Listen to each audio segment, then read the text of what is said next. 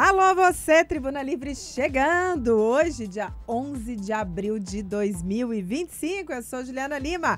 Vamos juntos até o meio-dia. Lembrando que você pode acompanhar o Tribuna Livre pelo aplicativo Rede Catedral. Ô, gente, curte lá as nossas redes sociais, segue a gente lá no @TV Horizonte Oficial, @Rádio América Oficial. Sextou, minha gente! Hoje transmitindo aqui do estúdio da Rádio América, com o nosso manto sagrado aqui da Rádio América. Lembrando que você pode participar aqui da nossa promoção, ganhar a sua camisa daqui da Rádio América. Vamos povoar Belo Horizonte com essa camisa, gente? Então manda aqui, ó, 994122179, seu nome completo, seu bairro e fala, eu quero a camisa da Rádio América. Comigo, Suelen Ogando. Bom dia, Suelen. Bom dia, Juliana, tudo bem? E todos que estão conosco nesta manhã. Olha, hoje é o dia do infectologista, tá, gente? Este profissional que ficou tão conhecido durante a pandemia, não é mesmo? Da Covid-19.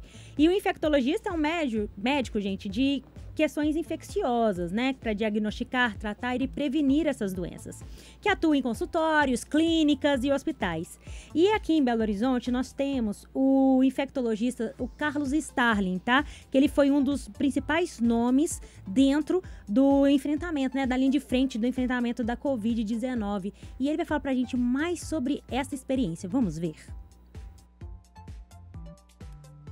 Participar do Comitê de Enfrentamento à Covid-19 de Belo Horizonte foi uma grande honra, né? E poder ajudar a Prefeitura e principalmente a população a passar por um dos momentos mais complexos que nós vivemos nos últimos 100 anos. Foi de fato desafiador e ao mesmo tempo uma grande honra, né? Entretanto, quando eu olho para trás, eu acho que minha vida inteira foi pandêmica, né? Eu vivia desde a infância como parte da população vacinada, né? O enfrentamento da poliomielite, da varíola, né? Que eu fui vacinado na infância. Depois a epidemia de meningite da década de 70, enquanto eu era ainda estudante. Depois teve a epidemia de dengue, febre amarela, H1N1, a própria SARS, a MERS, a SARS em 2002, a MERS em 2012. Nós vivemos e trocamos muita experiência com os colegas que estavam vivendo essas epidemias em outros países, né? E quando veio a Covid-19, de certa maneira, a gente já tinha conhecimento epidemiológico de como enfrentar essas situações, né? Epidemiológico e histórico, né? Mas foi um desafio enorme, principalmente convencer os políticos, a população, às vezes os colegas, né? E enfrentar as fake news, enfrentar as mentiras que o próprio governo na época estava disseminando, né? A descrença, né? A negligência, né? Isso foi extremamente complicado, né? Mas a profissão exige, é isso mesmo, né? Paciência, resiliência, dedicação, muito estudo, né? Com capacidade de comunicação, e nós precisamos sim, né, de muito apoio da nossa própria família e da imprensa, que foi fundamental para enfrentar essa situação na época, né? Mas foi, de fato, uma grande honra ter podido ajudar a população. Gente, esse foi o Dr. Carlos Starling, né, que junto com o Dr. Unai Tupinambá e também com o Dr. Estevão Urbano ficaram à frente do Comitê de Covid-19 aqui em Belo Horizonte, fizeram um importantíssimo trabalho durante a pandemia. Os infectologistas foram protagonistas, não é mesmo? Mas mesmo longe dos holofotes, eles seguem na linha de frente, combatendo doenças que nem sempre ganham espaço na mídia, mas que afetam milhares de pessoas todos os dias, e o trabalho deles vai muito além do hospital. É isso mesmo, Ju. E agora, gente, a gente quer saber de vocês. Como que a Covid-19 afetou a vida de vocês, gente? A gente quer saber também, né? Muitos hábitos foram adquiridos, né, Ju? Por exemplo, o álcool em gel. Ou não, né? Ou não, né? Vamos ver. Pelo menos lá em casa eu tô viciada agora no álcool em gel. Tem até o pequenininho, carrego ele pra cima e pra baixo. Também tem as questões das vacinas, né, gente? Então a gente quer saber de vocês como que isso tudo... Você valorizou mais a sua vida? Valorizou as vacinas? A gente quer saber, manda no nosso WhatsApp 994122179, hein? Eu vou falar para você, Suelen, que a Covid me afetou muito. Eu demorei para ter Covid, eu estava morando no interior, então lá tinha muito menos chance da gente poder pegar a Covid. E aí, o que aconteceu? Mas quando eu vim para Belo Horizonte, né, que eu voltei para Belo Horizonte, foi logo no, entre aspas, né, no finalzinho da pandemia, quando a situação estava um pouco mais controlada, eu peguei Covid. Eu estava trabalhando, inclusive, aqui na Rádio América. Comecei a apresentar o Tribuna Livre logo depois da minha licença de 10 dias, né, de Covid. E peguei Covid longa, gente, isso me afetou minha memória. Até hoje ainda sofro um pouco de sequela do Covid, assim, demorou muito tempo para poder melhorar. Então, a gente quer saber aqui a sua opinião. 994122179, como é que a Covid te afetou? Vamos de notícia? A repórter Milene Alves traz para a gente mais detalhes da implantação de faixas exclusivas para motociclistas aqui em Belo Horizonte. Uma audiência pública realizada na Câmara Municipal de Belo Horizonte discutiu a criação de motofaixas na capital. A iniciativa tem o objetivo de organizar o fluxo e assim reduzir os índices de acidentes. Na reunião foram levantadas sugestões de vias que poderão receber as faixas e discutidos processos necessários para cada situação. A subsecretária da Secretaria de Mobilidade Urbana de Belo Horizonte, Jussara Bellavinha, descreve os maiores desafios para tornar reais as motofaixas. O principal problema é a largura da via mesmo. A pista de rolamento, para a gente colocar a motofaixa, a gente teria em grande parte delas de suprimir uma faixa de tráfego geral. E aí essa supressão daria, se o trânsito de Belo Horizonte é ruim, ficaria péssimo, né? O outro desafio que eu considero bastante importante é a retirada do estacionamento, que tem locais que só é possível colocar se a gente tirar estacionamento. Já para o motoboy e conselheiro de mobilidade urbana Ederson Júnior, as alegações não impedem a realização de testes. Ele aponta as avenidas Cristiano Machado, Pedro I e Antônio Carlos como bons locais para a motofaixa e conta que em alguns pontos a iniciativa já é realidade. O corredor na cidade, ele já acontece. A gente só quer que dê marca, que faz uma coisa sinalizada, para trazer mais segurança para o trabalhador. Sugeri aqui, junto com o vereador Barulara, a questão do viaduto Tamar Franco. Passou o viaduto Tamar Franco, até ali o Coração Eucarístico. A via é de 60, ali já existe o corredor. A gente já tem a via para fazer o teste. O vereador Braulio Lara, que presidiu a reunião, defende a criação das faixas azuis exclusivas para motociclistas e revela o orçamento já conquistado. Eu fiz um encaminhamento de R$500 mil como emenda impositiva e o CDL-BH, que tem um projeto sensacional que chama Antisseguro, fez uma indicação popular que foi acolhido pela Comissão de Orçamentos com mais R$400 mil.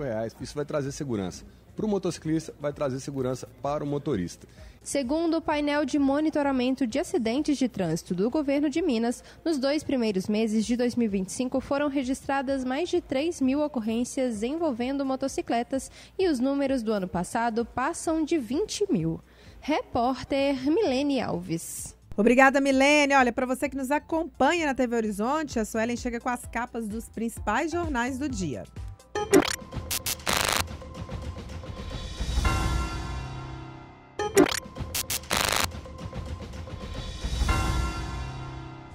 Onze 15, minha gente, estamos de volta aqui com o Tribuna Livre, sextou, 11 de abril de 2025. Pessoal, olha só, agora o assunto é sério, hein? A dengue, a zika e a chikungunya não foram embora não, viu?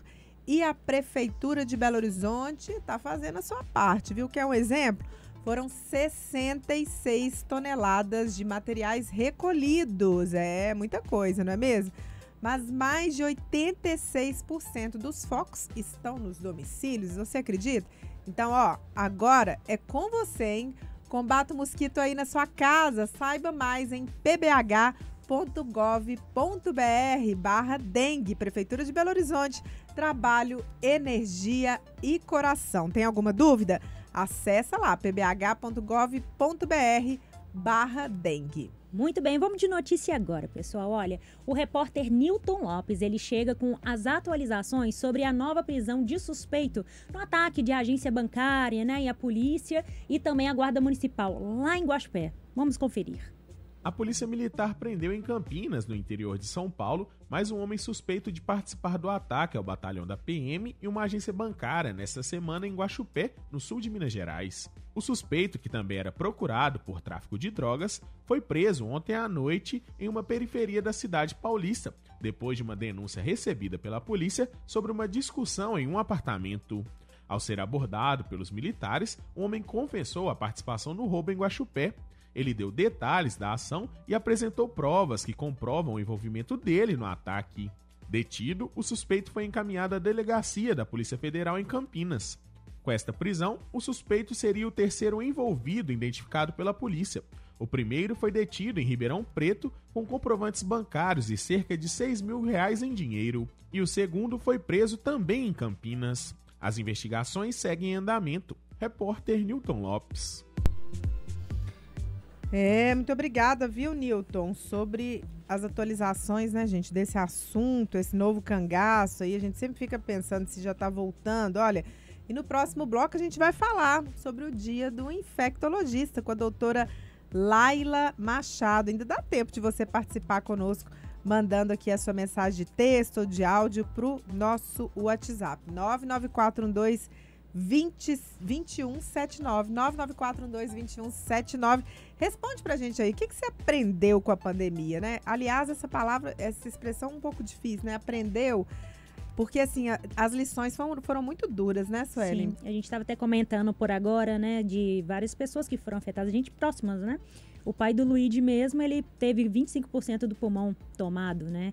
Tem uma amiga que perdeu o marido, ela estava grávida, então o neném dela hoje já está com, né, quase 5 anos e não chegou a conhecer o pai, né, no caso. Então, realmente foi bem doído, né? Vou ler algumas interações aqui, ó. O pessoal tá participando, todo mundo aqui. Ô, gente, pode mandar aqui seu nome, seu bairro direitinho, falando, eu quero a camisa da Rádio América, tá? Um monte de gente aqui participando. O Jonathan, aqui, nosso querido, já tá pegando aqui para poder fazer o sorteio, tá? Acho que é toda segunda-feira o sorteio. Coloca lá, já tem um monte de gente que veio buscar. Querida Cleidmar Gonçalves até tirou uma foto aqui para mim da camisa. De vez em quando o pessoal manda aqui para mim uma foto de que tem a camisa, que tá lavando a camisa. Vamos povoar Belo Horizonte com a camisa, tá, gente? Ó, o Arnob tá falando aqui. Ô, Juliana, eu não peguei nada, graças a Deus. Muito bem, porque tomei todas as vacinas e olha que eu estava passando por um tratamento de próstata, né? De próstata, que eu fui pegar uma gripe. Vou ter que esperar uns dias para tomar a nova vacina da gripe, mas estou doido para chegar o dia e tomar todas as vacinas. É isso mesmo, Arnóbio. Faça isso mesmo. Sérgio Nogueira está dizendo, ô, Juliana, bom dia, graça e paz. Sobre a pandemia da Covid, eu fiquei sempre acompanhando as notícias em canais de informações corretos, importante, hein? E assistindo uma matéria sobre o Covid na época, eu fiquei em alerta. E, por sinal, quem pensava que o vírus não iria entrar no país se enganou. E o papel da ciência foi e é de grande importância. Vacina boa é vacina no braço. Ô, Sérgio muito queridíssimo, bom. Sérgio Nogueira, Sérgio, lá do bairro Concórdia, né? Ó, muita gente mandando aqui sobre o sorteio da camisa. Deixa eu ver se eu acho aqui a Cleidmar. Cleidmar tá dizendo assim, ô, Juliana, bom dia, Juliana e Suelen, abençoe vocês e suas famílias e todos da rádio. Ah, nem se fala desse momento difícil da pandemia. Eu tinha feito uma cirurgia de varizes nas 2 pernas e cuidava da minha sogra na época. Ninguém podia me ajudar. Pensa num momento difícil. Meus filhos que me ajudaram muito e meu esposo. Eu tive 2 vezes e sequelou a minha memória, um cansaço depois dela. E olha, tem uma rotina de exercícios. Gente. Parece, Juliana, que nós temos também um áudio também. A Neuza. Vamos ver o áudio dela? Bom dia, pessoal. Bom dia a todos. Eu me chamo Maria Neuza, moro em Contagem. Sobre a Covid, eu perdi pessoas que eu amava, sabe? Perdi uma prima que suicidou porque ela entrou em depressão, depois teve que fechar a loja, né, com essa crise da Covid, e ela acabou se suicidando. Perdi um primo também, perdi amigos, e foi muito difícil essa fase que nós passamos. Eu nem acreditava que a gente estava passando por aquilo, mas Deus é tão maravilhoso que nós vencemos, né? Um beijo e um abraço a todos da Rádio América. É muito triste mesmo, né? Muitas pessoas perderam muita gente. Também perdi um amigo querido, Jorge Medef, que era gerente da loja americana ali do centro. Muito querido, a gente ficou muito triste, né, gente? Mas assim, muita gente perdeu entes queridos, pais, mães, filhos, né? Então realmente foi um marco na nossa vida, né? Verdade. Olha, mandar mais uns abraços aqui. A Sônia Maria do Palmital, lá de Santa Luzia, mandando um excelente final de semana pra gente. Obrigada, viu, querido? Tem gente perguntando aqui, a Raquel de Contagem. Ô, Juliana, quando que a doutora Juliana Bento retorna? Vou avisar, gente. A doutora Juliana Bento, ela vai retornar depois da Sexta-feira da Paixão, né? Sexta-feira que vem é feriado, então não teremos ela ainda. Depois teremos ela durante 2 semanas, próximas 2 sextas. Vocês aguentam a mão aí que a doutora Juliana Bento já está voltando, tá? Vai lembrar que é Sexta-feira da Paixão, mas nós estamos aqui, viu, gente? Nós estamos aqui, vamos Quero trabalhar. hein? Programa super bacana, tá? Na sexta e na segunda. E aí convidando vocês para participar. Vai mandando aqui para mim também sobre como que a pandemia te afetou. 994122179, tá? Pessoal mandando aqui, muita gente querendo a camisa da Rádio América, gente. Vamos povoar esse Belo Horizonte com essa camisa. Manda aqui no nosso WhatsApp 994122179. Para você que nos acompanha na TV Horizonte, Suelen chega com mais uma dica importante. Presta atenção.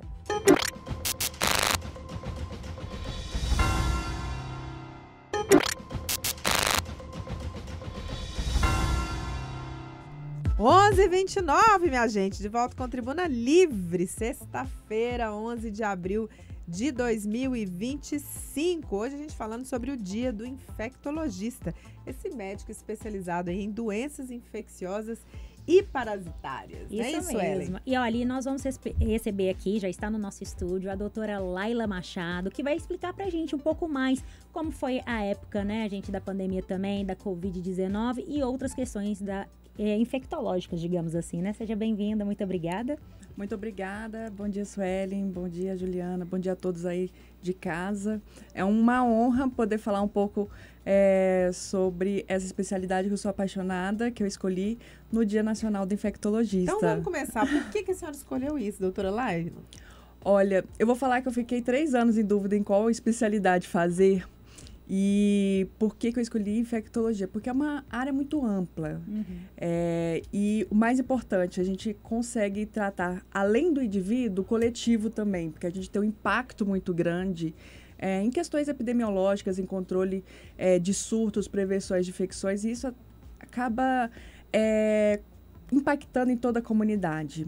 Além de ser muito vasta, como eu falei, então a gente está em terapia intensiva, estamos nos consultórios, em campanhas de vacinas, atuando como controle de infecção, gerenciamento de antimicrobiano. Então, é uma especialidade muito rica e que também nos permite estar próximo do paciente e também dos outros colegas especialistas, Bacana, né? demais. Bem. Doutora, a gente estava conversando aqui antes de entrarmos no ar, né? Sobre quais foram os principais impactos, né, que a Covid trouxe para a nossa população. Conta pra gente mais um pouco. Olha, o principal impacto que nós tivemos na Covid atualmente, a gente ainda sente o reflexo do que a gente passou, do que a gente viveu, né?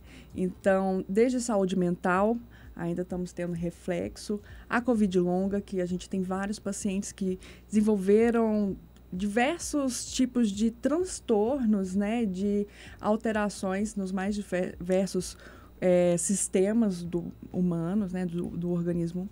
E o que a gente vê principalmente, pelo menos eu que fico no trabalho de controle de infecção hospitalar e gerenciamento de antimicrobiano, é o aumento da resistência bacteriana, né?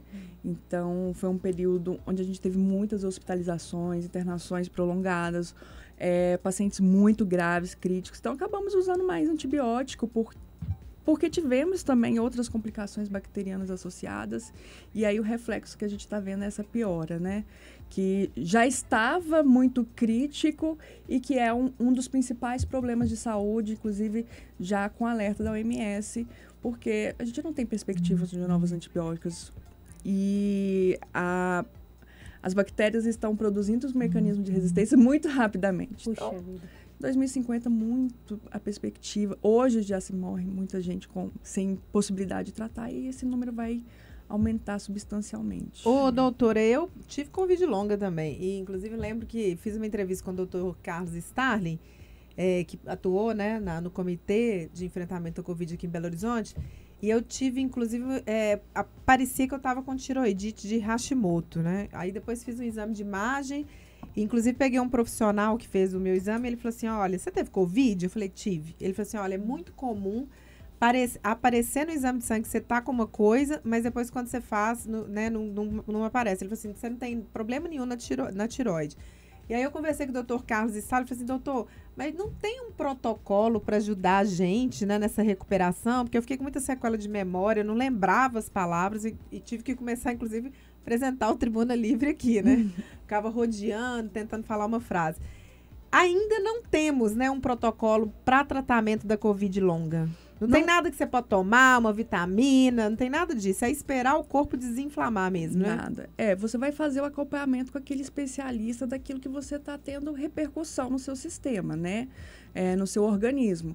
Então, tem algumas pessoas que, inclusive, estão com alteração do olfato até hoje em dia. Sim. Com o olfato totalmente inadequado. Paladar também? Paladar também. Recentemente, eu vi uma moça que está tratando na USP que o paladar dela, tudo que é comida, ela sente gostos ruins. Nossa, já pensou oficina? E a Covid longa é muito interessante porque ainda há uma resistência de vacinação das crianças. Porque fala, porque criança não tem Covid grave, mas a Covid longa, ela é muito prevalente em criança, né? Então, assim, chega a 25% dos casos. Uau! E sendo uma doença, né, não uma doença, mas uma condição nova, a gente ainda está estudando, está vendo as novas evidências. Então, a gente faz o acompanhamento ali para aquilo que você está tendo, aquela alteração, né? Não tem uma pílula mágica para resolver. Infelizmente. Olha, tem muita gente participando aqui, olha. Vamos ouvir a Geralda lá do bairro Maria Helena, que mandou um áudio pra gente? Bom dia, Juliana. Bom dia, Sueli. Que Deus abençoe você sempre. Louvado seja Deus. Na minha casa ninguém pegou Covid, mas perdi amigos novos de Covid. Muitos vizinhos ficaram mal no hospital. Então, assim, a gente compartilhava a dor das mães, a dor das esposas. E foi muito difícil, foi um momento muito difícil. Eu estava com meu marido, que ele apontou a perna, o pé, um pedaço do pé, sabe? E eu tive que assinar um termo porque eu não podia ficar no hospital e eu não queria deixar ele lá sozinho. Foram momentos, assim, complicados, mas a Covid mesmo, louvado seja Deus, nós passamos. Aqui é Geralda, do bairro Maria Helena. Ô, Geralda, querida, obrigada, tá? Tem mais gente participando aqui. A Cláudia Moreira tá dizendo, a pandemia afetou toda a minha família negativamente, no sentido da insegurança e tristeza pelas perdas das vidas humanas. Porém, o lado positivo foi que ficamos mais unidos e com a nossa crença reforçada na ciência e no poder da vacinação. Vacinas salvam vacinas. Porque acabei de saber agora que a Cláudia Miranda, lá de Santa Teresa, é a mãe da nossa querida Rafaela, aqui, que está fazendo parte da equipe do Tribuna Livre. Ô, Cláudia, tá aí acompanhando o trabalho da filha, né? Muito bem, a filha mãe tá coruja. brilhando aqui com a gente. Ô, doutora, essa chaga também, né, que ficou da Covid, desse medo das pessoas terem muitos problemas psicológicos, muita gente, inclusive, assim, não recuperou ainda essa vontade mesmo de interação. Muitas pessoas tiveram que entrar para dentro das casas, né, aprender a viver só dentro de casa. A gente não pode dizer que a Covid está muito longe do nosso imaginário, não, né? Não, ela está muito próxima, né? Em março fez 5 anos que a gente decretou. Né, a pandemia já havia sido decretada anteriormente, mas no Brasil, se eu não me engano, foi dia 17 de março, né? Tem 5 anos, praticamente, que teve a Covid. E foi realmente um período de muita exceção, onde muitas pessoas ficaram em casas, né? Pessoas que são super ativas, imagina, em casa, às vezes pior, em um apartamento. Né? Porque quando você está em casa, você ainda inventa de fazer uma horta, alguma coisa do tipo, sem poder se encontrar com os amigos, com os familiares, é uma mudança muito drástica na rotina, né? Em compensação, nós, profissionais da saúde também, o nosso emocional foi muito abalado. Eu mesmo, na segunda onda, eu tive um burnout, justamente por ver pacientes jovens falecendo muito rapidamente. A gente prestava o celular para fazer uma ligação de vídeo antes de fazer uma intubação e depois você via aquela família com o paciente ali se despedindo e depois, 2 dias depois, aquele paciente tinha morrido. Então, foi muito angustiante. Além do que, a gente tinha muita desinformação. Muita, né? Eu falo que, assim, nós mexemos sempre com pacientes muito complexos, né? O infectologista, ele trabalha com paciente com tuberculose, com HIV, com fungos sistêmicos que causam doenças muito graves, né? Infecções realmente desafiadoras, exatamente. Só que a gente estava ali naquele momento no consultório, ou no CTI, ou no hospital. Você sai e, de certa forma, você encontra com o seu familiar, com os amigos, faz uma atividade de lazer, você esquece daquilo. E na Covid, não. Era o tempo inteiro falando sobre a doença, sobre as perdas e com muita desinformação. Então, você via lá, perdia os pacientes de Covid e falava assim, não está morrendo esse tanto de paciente de Covid, não precisa máscara. Isso não é assim que está acontecendo. Então...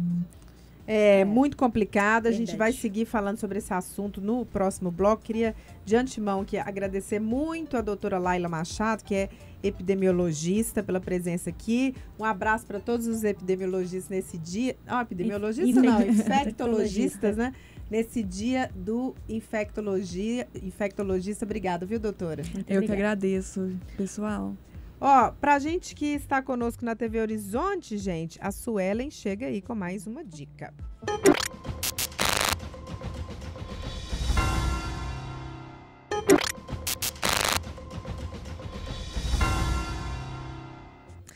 Bom, 11h45, voltamos aqui com o nosso Tribuna Livre, né? Sexta-feira, 11 de abril de 2025. A gente hoje falando sobre o dia do infectologista. Conversamos agora, né, com uma professora de infectologia, como infectologista. Agora vamos falar mais um pouquinho sobre esse assunto. Pessoal mandando hoje, participando bastante. Tô gostando, hein, gente? Manda aqui 994122179 a sua opinião, seu bom dia. Vamos ouvir aí uma participação. Haroldo? Oi, Ju, bom dia, tudo bem? Oi, Ju, eu vou te falar. Eu tive Covid em 2021. Não tinha tomado nenhuma vacina. Eu fiquei 22 dias entubada. No dia que eu ia morrer, alguém foi lá e me salvou. Sabe? Fiquei, depois da Covid, veio a diabetes, que eu não tinha. Veio a apneia do sono. E eu fiquei com muita sequela. Eu tenho muita dificuldade para andar. Eu ando, mas eu canso demais.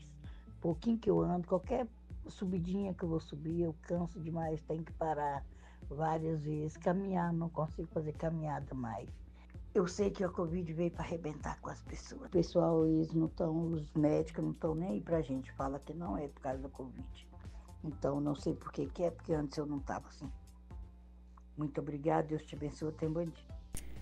Te compreendo, né? E a gente vai seguir falando sobre esse assunto, né, Suelen? Mesmo. Seguimos agora, então, aqui falando sobre o dia do infectologista com a bióloga, ela também que é professora de infectologia lá na UNA, a Fernanda Ragi, não é isso? Seja bem-vinda, Fernanda. Meninas, obrigada pelo convite mais uma vez. Pessoal, bom dia e quero que vocês fiquem com a gente também. Vamos lá. A gente aprender um pouquinho e para eu trazer um pouco de informação legal. Fernanda, você estava contando pra gente aqui nos bastidores, né, que você se especializou também em infectologia, mas estava falando pra gente de como que a biologia e a infectologia estão praticamente andando juntas, não é mesmo? Exatamente. Tanto é que eu me especializei na área de meio ambiente, mas com as contaminações, com a infectologia em si.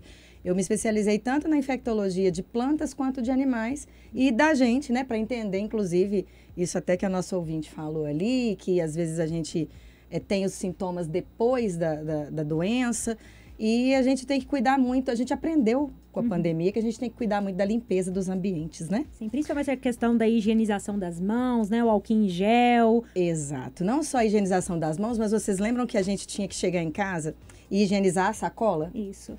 Olha que interessante. O vírus, ele pode, né? A gente tem o vírus SARS-CoV, que é o SARS-CoV-2, a gente chamou popularmente de Covid-19, mas o vírus, ele é aquele vírus que consegue se adaptar tanto no ambiente de floresta quanto no ambiente urbano. E aí a gente não tinha que limpar a sacola. Sim, tirar o sapato limpar a sacola. Ele consegue ficar até 72 horas preso no ambiente, vivo. Sabe? A gente tem, em algumas superfícies, ele pode ficar de 40 minutos até 2 horas. Mas o ambiente que ele gosta mais é plástico e aço inoxidável. Olha só. Ô, Fernanda, de tudo que a gente conhece, né, já nessa terra, porque tem muita coisa que a gente não conhece, né? Quais que são essas doenças que sobrevivem mais no meio ambiente, que são mais desafiantes, porque ficam mais tempo ali incubadas, né? Será que a gente pode falar esse nome, né? Sim. Mas, assim, que ficam, né, que sobrevivem. Olha só, a maioria das doenças viróticas, a gente tem esse tipo de problema. Por quê? Porque o bichinho é danado. Ele, quando o ambiente não tá bom para ele, ele forma uma cápsula. Então, ele se encapsula. E essa cápsula acaba barrando ele das condições ruins do ambiente. E aí, ele consegue sobreviver. Então, gripe, a gente tem que tomar muito cuidado. Todos esses vírus que são provenientes de ambientes florestais, febre amarela. Porque, querendo ou não, a gente fica assim, mas para que esses trem existem na face da Terra? Eles já estavam ali. Né? Foram os primeiros, muitas células desses vírus deram origem às células que nós temos hoje no corpo e até mesmo a gente precisava ter contato com eles para desenvolver as células imunológicas. Então, dentro do ambiente a gente precisa deles, muitos deles completam o ciclo de vida aqui fora ou no nosso corpo, mas também ficam ali esperando quietinho no corpo de algum bicho, que às vezes é mais frágil, mas que consegue dividir alimento com ele. Então, a gente tem que tomar muito cuidado com essas doenças que vêm mais, a gente chama de flavivírus, as arboviroses, que são essas que vêm de ambientes mais florestais. Então, quando a gente for para algum lugar diferente, uma floresta diferente, por isso que o pessoal pede tanto vacina, tá indo para a Amazônia, tá indo para o Pará, que são áreas mais preservadas. Febre amarela, a de tétano, por exemplo, quando a gente vai lá, vai pescar ou vai mexer com alguma cerca, um arame, tomar cuidado para não pisar num prego. São os vírus que já estão presentes no ambiente. Então, todos eles estão adaptados para isso. Verdade. Bactérias nem tanto. Protozoários precisam de um meio para poder nadar e para poder sobreviver, no caso da água. Mas no ar a gente tem muitos, e eles já estão super adaptados. Verdade. E, Fernanda, a gente pode parar para pensar também daquele ambiente hospitalar, né? Que sempre tem aquelas, ambiente infeccioso, preste atenção, fique atento. Como é que fica essa questão toda dentro de um hospital, por exemplo? Pessoal mais experiente também, eu tô com 42 anos, mas escutei a vida inteira minha mãe e minha avó, olha... Você tá indo pro hospital, quando chegar em casa, tira a roupa e já põe para lavar. Toma um banho. Já tá indo ao cemitério, por exemplo. Cemitério fala cemitério muito, também. A gente tem que tomar muito cuidado, porque principalmente ambiente de hospital, hoje a gente tem um cuidado que chama salas limpas. Né? Que o próprio hospital ele já tem ali um nível de limpeza, mas a gente leva vírus de fora. E a gente traz vírus para dentro também e acaba trazendo vírus para casa. Então, quando a gente está indo visitar algum paciente, tomar cuidado, usar a máscara. O pessoal, por muito tempo, falou que a máscara não era eficiente. Ela é muito eficiente. Tanto é que agora mesmo, com a redução... Qualquer máscara? Não, na verdade, tem que ser aquela máscara hospitalar mesmo, aquela que a gente tem em farmácia. A de pano não adianta, porque o tecido de algodão é um ambiente muito bom para a proliferação desses vírus. No início a gente tentou se virar muito bem, mas... Porque não tinha, né? Não tinha máscara. Então tem que ser máscara hospitalar mesmo, para trabalhar com isso, porque elas têm 3 camadas e tem filtros que fazem com que essas cápsulas, que eu acabei de falar, fiquem presas e retidas ali. Então a gente pega e joga fora. E pelo amor de Deus, gente, vai usar a máscara. Naquela época o pessoal não acreditava, mas agora a gente continua com a Covid sendo propagada, não está tão na mídia mais, mas ainda continua pegando. Pega a máscara, põe ela dentro de um saquinho para jogar no lixo comum, porque a gente tem um lixo diferente para isso. É o lixo hospitalar. Hoje a gente tem uma lei ambiental só para isso. Vai pegar, se você é dono de clínica ou tem algum consultório odontológico, não joga isso ali no lixo normal, não, porque contamina todo mundo também. Esses dias a gente teve 2 denúncias em Belo Horizonte que apareceram resíduos hospitalares numa lixeira comum. É nível altíssimo. Os lugares que a gente mais tem vírus no nosso corpo são as mucosas, ou seja, muco, espirro, dente e sangue. Porque é o quê? É onde tem alimento para eles. Eles precisam viver de líquidos. e líquidos que têm nutrientes, que são os do nosso corpo. Verdade. Né? Boa. Fernanda, a gente está caminhando já para o final do programa, mas queria te deixar o microfone aberto para você dar a sua mensagem, para todo mundo que está ouvindo. Eu acho que a principal mensagem é vacina, né, gente? Vacina, por favor. A gente está com um índice muito alto de vacinas, principalmente em Belo Horizonte, na região metropolitana, que estão se perdendo. Gente, para fazer uma vacina, vocês viram que a gente teve que fazer vacina com o carro andando, com a doença se propagando.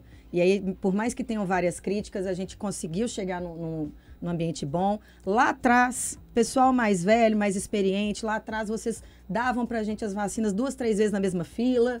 Então, por favor, vamos vacinar sim. A vacina é eficiente sim. Os efeitos colaterais da doença a gente está estudando intensamente agora. Estamos também estudando os efeitos que isso vai causar bem e mal, mas os efeitos positivos são muito melhores. E outra coisa, né? Povo da turma da biologia antes ficava naquela história antigamente de caiu o pão no chão, 3 segundos, põe na boca.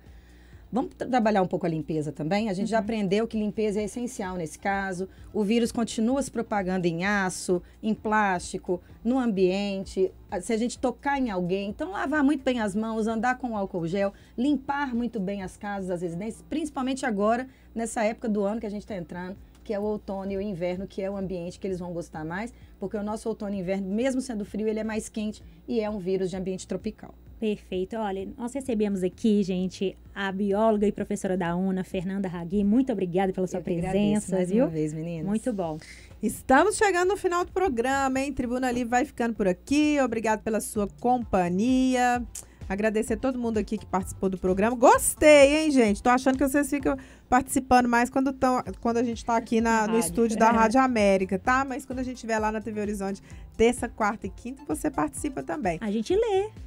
A gente lê, pode mandar áudio. Hoje colocamos 2 áudios de ouvintes queridos aqui. Muito obrigado pelo envio, tá? 994122179 é o telefone para você participar com a gente. O Haroldo, antes de eu ir embora, ó, mandar um abraço pra Mayra. A Mayra, que é filha da Edna, tá fazendo aniversário hoje. Ô, Mayra! Beijo grande pra você, viu? Tudo de bom.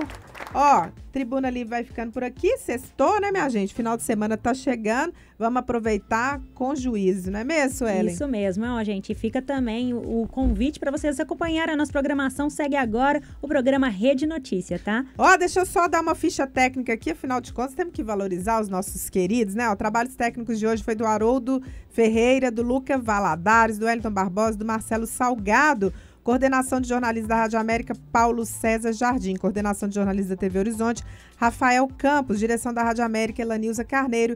Direção da TV Horizonte, Ana Paula Damasceno. Direção-geral da Rede Catedral de Comunicação Católica, Padre Samuel Fidelis. Programa de hoje teve apresentação e produção minha, da Suelen e do Luiz Barcelos. Estagiários, Luiz Barcelos, Daniele Camargos, Richelle Mariana e Rafaela Bernardes estão brilhando aqui com a gente. Rede Notícias chegando agora com a Nikele Júnior Brasil, com detalhes sobre a nova internação do ex-presidente Jair Bolsonaro. Sai daí não. Isso aí, até segunda-feira. Até segunda.